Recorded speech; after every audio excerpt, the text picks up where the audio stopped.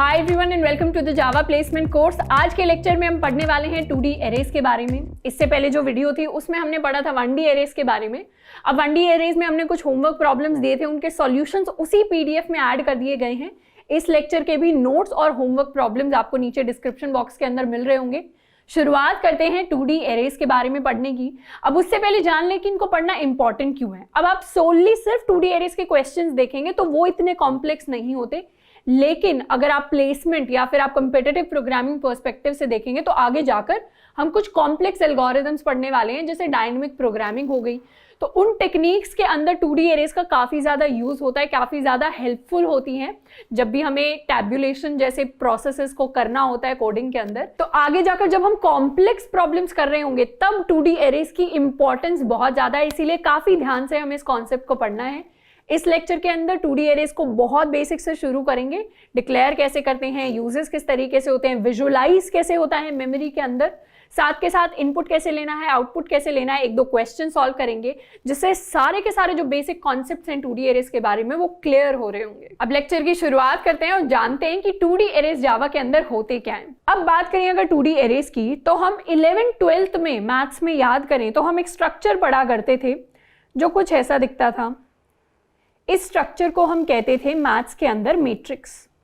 Matrix में क्या होता था, कुछ रोज होती थी, कुछ कॉलम्स हुआ करते थे।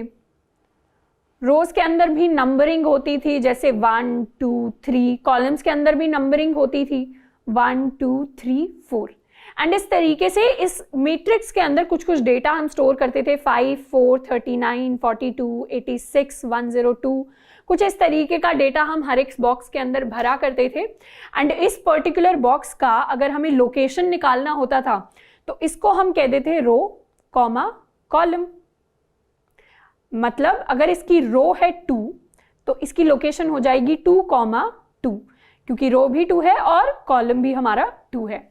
तो कुछ इस तरीके का बेसिक कॉन्सेप्ट हुआ करता था मैथ्स के अंदर। जो स्टूडेंट्स मैथ्स बैकग्राउंड से भी नहीं आ रहे, इस फिगर को अगर आप विजुअलाइज करके देख लेंगे तो इतना सा ही कॉन्सेप्ट था मैट्रिक्स का। बस ऐसा सा स्ट्रक्चर होता था, टेबल होती थी, रोज होती थी, कॉलम्स होती थी एंड हम लोकेशन निकालते थे। अब इसी मैथ्स के सेम स्ट्रक्चर को उठाकर अगर हम कोडिंग के अंदर डाल दें, अगर हम जावा के अंदर डाल दें, तो इसी मैट्रिक्स को हम कह देते हैं कोडिंग की भाषा में 2D एरेज। तो इस तरीके का जब एक डिफरेंट बॉक्सेस का कलेक्शन एक रेक्टेंगल की फॉर्म में हमें मिलता है, जिसके अंदर रोज होती हैं, जिसके अंदर कॉलम्स होते हैं, उसी स्ट्रक्चर को हम 2D एरेज कह देते हैं। ये स्ट्रक्चर मेमोरी के अंदर भी लीनियरली स्टोर होता है। जैसे हमने 1D एरे में पढ़ा था कि मेमोरी के अंदर 1D एरे कुछ ऐसा दिख रहा होगा। अब इसी का आप एक कॉपी उठाकर नीचे रख दीजिए, इसका एक और कॉपी उठाकर हम नीचे रख दें और इस तरीके से रखते जाएं तो हमारे लिए एक 2D एरे हमारे पास बनकर आ जाएगा। तो ये बेसिक कॉन्सेप्ट है 2D एरेज का। अब मैथ्स वाला मैट्रिक्स और कोडिंग वाला 2D एरे डिफरेंट कैसे है, क्योंकि कोडिंग में जिस लैंग्वेज की हम बात कर रहे हैं जो है जावा, वो एक जीरो इंडेक्स्ड बेस्ड लैंग्वेज है। जीरो इंडेक्स्ड बेस्ड लैंग्वेजेस हमने पहले भी पढ़ा था एरेज पढ़ते टाइम। वो लैंग्वेजेस होती हैं जिनमें एरेज के जो इंडेक्स होते हैं वो जीरो से शुरू होते हैं। जैसे C++ में भी एरेज जो हैं वो 0 से शुरू हो रहे हैं। मैटलैब एक ऐसी लैंग्वेज है जिसमें 1 से शुरू होते हैं। अब यहाँ पर 0 से शुरू हो रहे हैं तो हम जान सकते हैं कि जो हमारा रो नंबर 1 होगा उसका इंडेक्स होगा 0, नेक्स्ट का इंडेक्स होगा 1, नेक्स्ट का इंडेक्स होगा 2। इसी तरीके से कॉलम नंबर 1 का इंडेक्स 0, 2 का 1, 3 का 2 एंड सो ऑन। अब यहाँ पे इंडेक्स एक्चुअल लोकेशन है, मतलब हमें जब भी कोड में उस जगह को एक्सेस करना है तो हम रो 1 के लिए 1 नहीं लिखेंगे, 0 लिखेंगे। ये लॉजिक है इंडेक्सिंग का। यहाँ पर अगर हम देखें तो हमारे पास टोटल नंबर ऑफ रोज हैं 3, 1 2 3 and total number of columns की अगर बात करें तो वो है 5, 1 2 3 4 एंड 5। एंड इसी तरीके से ये जो 2D एरे है ये 3x5 साइज का 2D एरे है, जहां पर सिंगल ब्लॉक जो है, सिंगल ब्लॉक या इसे सेल कह दें, इस पूरी एक लोकेशन को हम एक सेल कह देते हैं। तो ये जो सेल है इसका साइज होगा जिस भी टाइप का आपने 2D एरे डिफाइन किया है उस टाइप के इक्वल। यानी अगर आपने इंट टाइप का 2D एरे डिफाइन किया है तो इसका साइज हो रहा होगा आपके लिए 4 बाइट्स। अगर हमने बूलियन टाइप का डिफाइन किया है तो हर एक सिंगल सेल का साइज हो रहा होगा 1 बाइट। इसी तरीके से अगर हमें अपने 2D एरे की मेमोरी निकालनी है, मेमोरी कंजम्पशन निकालनी है, तो वो हम निकाल सकते हैं rows multiplied by columns multiplied by हमारा जो डेटा टाइप है उसका साइज। तो अगर ये एक इंटीजर टाइप का 2D एरे है तो इसकी टोटल मेमोरी कंजम्पशन जो हो रही होगी वो होगी इतने bytes, rows columns and 4 bytes for per integer. तो कुछ इस तरीके का बेसिक कॉन्सेप्ट रहता है हमारे 2D एरेस का। अब बात करें कोड के अंदर 2D एरेस को कैसे डिफाइन करेंगे, तो जैसे हमने एरेस के टाइम पर समझा था कि सबसे पहले लिखते थे टाइप, उसके बाद लगा देते थे स्क्वायर ब्रैकेट्स, उसके बाद लिखते थे अपने एरे का नाम जो हमने मान लीजिए नंबर्स लिख लिया, उसके बाद लिखते थे न्यू कीवर्ड इंट एंड फिर जो एक्चुअल साइज है वो। ये होता था 1D एरे के लिए। अब बात करें 2D एरेस के लिए तो उसके लिए कुछ ऐसा डिक्लेरेशन रहता है जहां पर टाइप देते हैं पहले और फिर 2 स्क्वायर ब्रैकेट्स लगाते हैं, क्योंकि 1D एरे 1 डायमेंशन में था, 2D एरे 2 डायमेंशंस में है, तो यहाँ पर रोज और कॉलम्स दोनों बताने पड़ेंगे। सिंगल 1D एरे में हमें सिर्फ साइज बताना पड़ता था, यानी उसको अगर कॉलम की तरह देखे तो सिर्फ कॉलम था, वहां पर रो फिक्स थी, रो थी हमारी इज इक्वल टू 1। यहां पर फिर आ जाएगा हमारे एरे का नाम, उसके बाद न्यू कीवर्ड, फिर दोबारा से टाइप लिखेंगे। सबसे पहले हम लिखते हैं नंबर ऑफ रोज कितनी चाहिए, उसके बाद लिखते हैं नंबर ऑफ कॉलम्स कितने चाहिए। जैसे प्रीवियस एग्जाम्पल में अगर हमें अपने एरे को डिफाइन करना होगा तो कुछ इस तरीके से करेंगे। सबसे पहले लिखेंगे इंट, फिर 2 स्क्वायर ब्रैकेट्स, फिर नंबर्स, उसको हमने नाम दे दिया, इसको हम कुछ भी लिख सकते थे, इसको हम एक मैट्रिक्स भी नाम दे सकते थे, कुछ भी नाम दे सकते थे, is equal to new keyword, दोबारा से हमारा डेटा टाइप एंड फाइनली सबसे पहले रोज एंड उसके बाद कॉलम्स। तो कुछ इस तरीके से हम अपना 2D एरे अपने कोड के अंदर डिफाइन कर रहे होंगे। एंड एक बार अगर बात करें कि 2D एरेज में हर सेल की लोकेशन क्या होती है, तो ये हमने एक सैंपल 2D एरे ले लिया है जिसमें इस लोकेशन पर 8 एक नंबर स्टोर्ड है। अब इस 8 की अगर लोकेशन निकालने चले तो यहाँ पर रो है 0 और कॉलम है 1, रो है 0 और कॉलम है 1, तो इसकी लोकेशन होगी 0,1 और इसी 0,1 को हम कोडिंग में लिखेंगे कि सबसे पहले नाम लिख देंगे अपने 2D एरे का नंबर्स, उसके बाद लिखेंगे रो नंबर क्या है 0 और कॉलम नंबर क्या है 1। तो कुछ इस तरीके से इसका जो लोकेशन होगा कोड के अंदर वो हम इस तरीके से निकाल रहे होंगे। सिमिलरली एक और एग्जांपल ले इस 4 का, तो ये 4 स्टोर्ड है रो नंबर 1 पे और कॉलम नंबर 3 पे, तो 1,3 हमने लिख लिया। इसको कोड में एक्सेस करने की कोशिश करेंगे इस पर्टिकुलर नंबर को या इस पर्टिकुलर मेमोरी लोकेशन को, तो हम लिख रहे होंगे अपने 2D एरे का नाम जो है नंबर्स, उसके बाद हमारा रो विच इज 1 एंड देन हमारा कॉलम विच इज 3। कुछ इस तरीके से हम अपनी जो लोकेशन है 2D एरे के अंदर उसको एक्सेस करेंगे। अब एक सिंपल सा कोड लिखते हैं, उस कोड में क्या करेंगे, इसी साइज का एक 2D एरे डिक्लेयर करेंगे, उसके एलिमेंट्स को इनपुट लेंगे और उन्हीं एलिमेंट्स को हम आउटपुट कर देंगे। देखते हैं किस तरीके से। तो सबसे पहले हमने अपनी एक क्लास बनाई हुई है 2D एरेज और उसके अंदर अपना मेन फंक्शन हमने डिफाइन किया हुआ है। अब सबसे पहले एक स्कैनर क्लास की ऑब्जेक्ट बनाएंगे, इंपोर्ट कर लेते हैं अपना पैकेज। सबसे पहले इनपुट ले रहे होंगे यूजर से हमारे number of rose and number of columns. तो यहां पर हमने रोज इनपुट ले लिए, यहां पर हमने कॉलम्स इनपुट ले लिए। अब डिक्लेयर करेंगे अपना एरे। अब हमें क्या करना है, इस नंबर्स वाला जो 2D एरे है इसके सारे एलिमेंट्स को हमें इनपुट लेना है। उसको किस तरीके से इनपुट लेंगे, अब ध्यान से अगर याद करें तो एरेज जब हम पढ़ते थे तो उसमें इनपुट लेते थे एक सिंगल लूप लगाकर। लूप लगाकर क्यों, क्योंकि बार बार हमें size times size number of input लेने पड़ रहे थे यूजर से। यहां पर हमें कितने इनपुट्स लेने हैं, row multiplied by column number of inputs.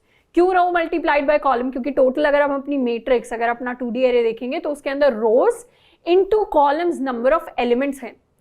हम क्या करेंगे, इनपुट को किस तरीके से लेंगे, मान लीजिए हमें इनपुट में लेना है 1 2 3 4 5 6 7 8, इस तरीके के कुछ नंबर्स हैं जो हमें इनपुट लेने हैं। किस एरे के लिए, उस एरे के लिए जिसका साइज है 2x4। अब सबसे पहले क्या करेंगे, एक लूप लगाएंगे जिसमें फर्स्ट रो के इनपुट्स ले लेंगे, फिर दूसरा लूप लगाएंगे जिसमें सेकंड रो के इनपुट्स ले लेंगे। इसी तरीके से अगर बड़ा साइज होता तो थर्ड लूप लगा, इसी तरीके से अगर बड़ा साइज होता तो फिर से एक लूप आ जाता जिसमें थर्ड रो के इनपुट, फिर फोर्थ रो के इनपुट, फिर फिफ्थ रो के इनपुट।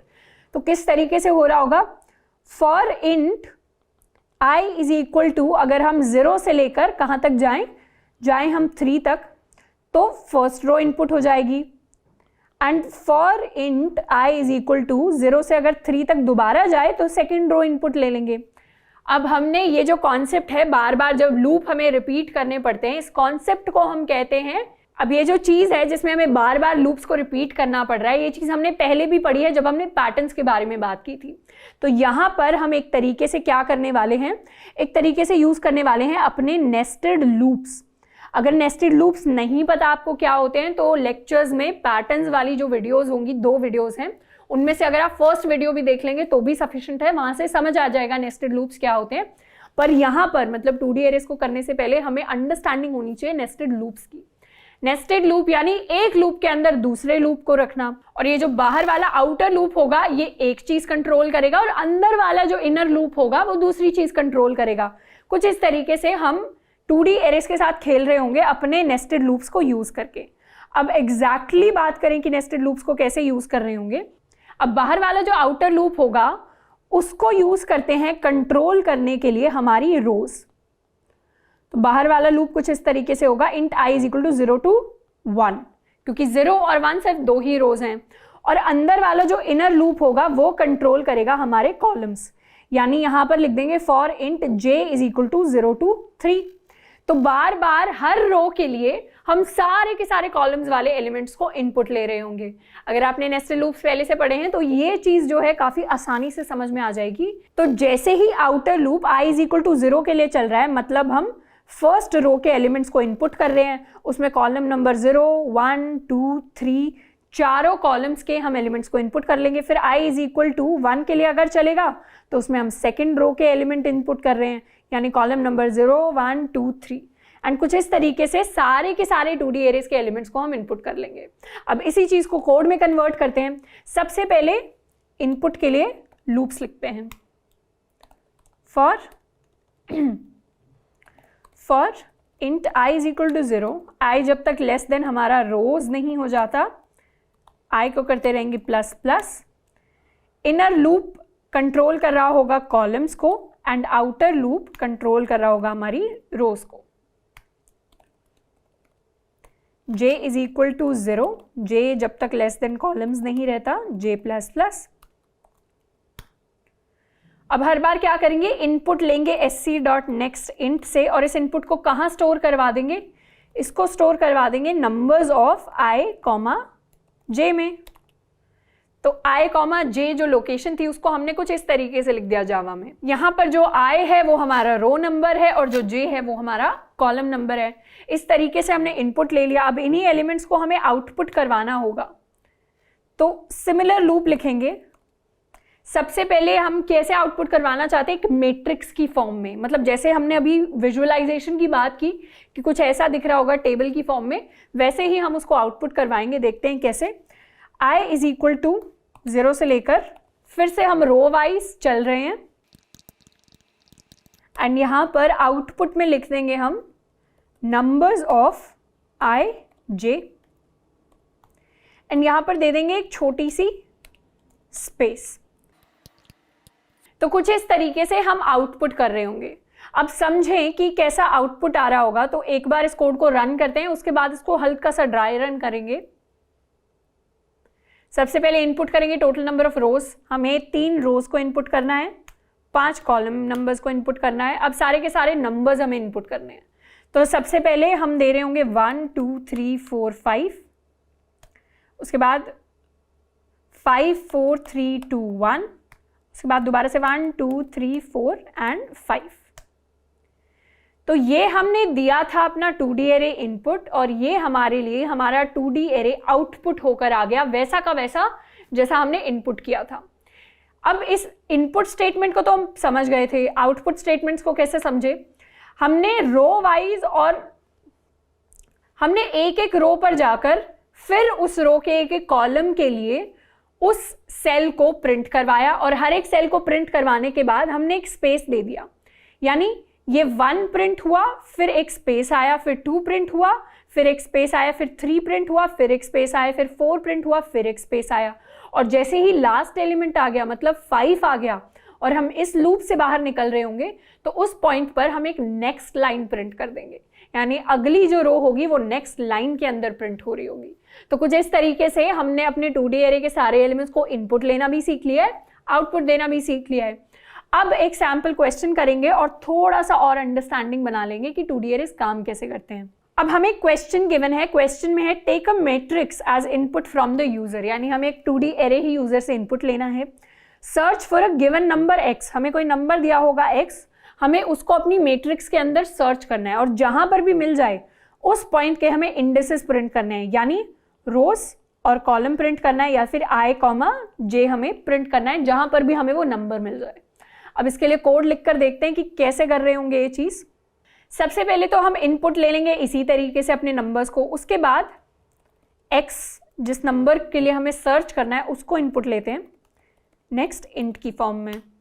अब यहाँ पर हमें आउटपुट तो कराना नहीं है। अब बात करें लॉजिक की कि लॉजिकली कैसे कर रहे होंगे ये चीज़, तो हमें पता है कि हमें इनपुट कैसे लेना है अपने एरे को, 2D एरे को। उसको हमने इनपुट ले लिया, उसके अंदर कुछ नंबर्स हमारे स्टोर्ड होंगे, 4 3 2 1 1 2 3 4, इस तरीके से कुछ नंबर स्टोर्ड होंगे। ये 1 की जगह हम 11 कर देते हैं ताकि काफ़ी क्लियर हो जाए कि हमें सर्च किसके लिए करना है, और x को ले लेते हैं 11। अब हम इस 11 तक कैसे पहुंचे, तो जैसे हमने आउटपुट किया था, किसी भी एरे को, किसी भी 2D एरे को अगर हमें ट्रवर्स करना है, ट्रवर्स मतलब उसके एलिमेंट्स पर अगर ट्रैवल करना है, तो जिस तरीके से हमने उसे इनपुट लिया है, जिस तरीके से हमने उसे आउटपुट किया है, उसी तरीके से हम उस 2D एरे के हर एक सिंगल एलिमेंट पर जा सकते हैं। यानी अगर हम रो वाइज निकलें तो सबसे पहले यहाँ पहुंचेंगे, फिर यहाँ पहुंचेंगे, फिर यहाँ यहाँ यहाँ यहाँ यहाँ, और इस तरीके से पूरे के पूरे 2D एरे पर हम ट्रैवल कर लेंगे, सारे के सारे 2D एरे पर ट्रवर्स कर लेंगे। और जाते जाते क्या करेंगे, हर एक एलिमेंट के साथ, यानी नंबर्स ऑफ i, j के साथ कंपेयर कर लेंगे कि क्या वो हमारे x के इक्वल है। तो वही सेम नेस्टेड लूप्स हमें लिखने हैं और हर एक सिंगल सेल पर जाकर कंपेयर करना है क्या उस सेल पर स्टोर्ड एलिमेंट हमारे गिवन x के इक्वल है। जैसे इक्वल हो जाएगा वहां पर हम लिख देंगे कि number is found at which index i, j, और नहीं मिलता तो लास्ट में लिख देंगे नंबर इज नॉट फाउंड। अब नंबर इज नॉट फाउंड वाला केस हम ले ही नहीं रहे, नंबर हमेशा होगा और सिंगल यूनिक नंबर होगा। अब इसको कोड की फॉर्म में कन्वर्ट करते हैं। सबसे पहले आएगा outer loop for int i is equal to 0 to rows i plus plus, फिर आएगा हमारा inner loop for int j is equal to 0, j is less than columns, j plus plus. उसके बाद हम कंपेयर कर लेंगे x के साथ, यानी if numbers of i, j is equal to x, तो यहीं पर हम प्रिंट कर देते हैं x found at location i, हमारा j, कुछ इस तरीके से। तो अब आप सोच रहे होंगे कि इतने सारे प्लस क्यों हमने लिखे हैं, तो थोड़ा सा फॉर्मेटिंग के लिए लिखें कि काफ़ी अलग अलग स्ट्रिंग्स हमें एक साथ मिल जाएं तो आउटपुट थोड़ा अच्छा हमारा निकल कर आएगा। अब क्या करते हैं, रन करते हैं अपने कोड को। सबसे पहले इनपुट करेंगे, जो हमने मैट्रिक्स अभी बनाई है उसी मैट्रिक्स की बात कर रहे होंगे, एग्जाम्पल मैट्रिक्स की, जिसका साइज था 3x4। तो रोज हैं 3, कॉलम्स हैं हमारे 4, उसके बाद नंबर्स इनपुट कर देते हैं 1 2 3 4, 4 3 2 11, 1 2 3 एंड 4। अब x जो है वो है 11 और हमारे लिए आउटपुट आया है x फाउंड एट लोकेशंस 0,3। यहां पर लोकेशन होना चाहिए, 0,3 कैसे आया। अब हम बात करें अगर अपने इस मैट्रिक्स की, तो इसमें 11 जो है वो कौन सी लोकेशन पे था, रो थी हमारी 1 एंड कॉलम था हमारा 3, तो लोकेशन हो गई 1,3 which is the same as जो भी हमारा आउटपुट आया। तो कुछ इस तरीके से हम 2D एरेज के साथ अपनी प्रॉब्लम्स को सॉल्व करते हैं और उसके ऊपर ट्रिवर्स करते हैं। अब नीचे डिस्क्रिप्शन बॉक्स में नोट्स होंगे, साथ के साथ कुछ प्रॉब्लम्स होंगी, उन प्रॉब्लम्स को खुद से हमें जरूर करके देखना है, क्योंकि सेम कोड को अगर 3-4 बार लिख लेंगे, बेसिक से अगर हम शुरू कर रहे हैं, बेसिक से अगर जावा को पढ़ रहे हैं, तो हमारे लिए फायदा ही फायदा हो रहा होगा, क्योंकि फिर वो कोड हमें याद हो जाएगा। दोबारा सेम कोड के लिए नोट्स को देखने की जरूरत नहीं पड़ रही होगी। तो आई होप कि उन प्रॉब्लम्स को आप अच्छे से सॉल्व कर रहे होंगे। आज के लिए इतना ही, मिलते हैं नेक्स्ट वीडियो में। Till then keep learning and keep practising.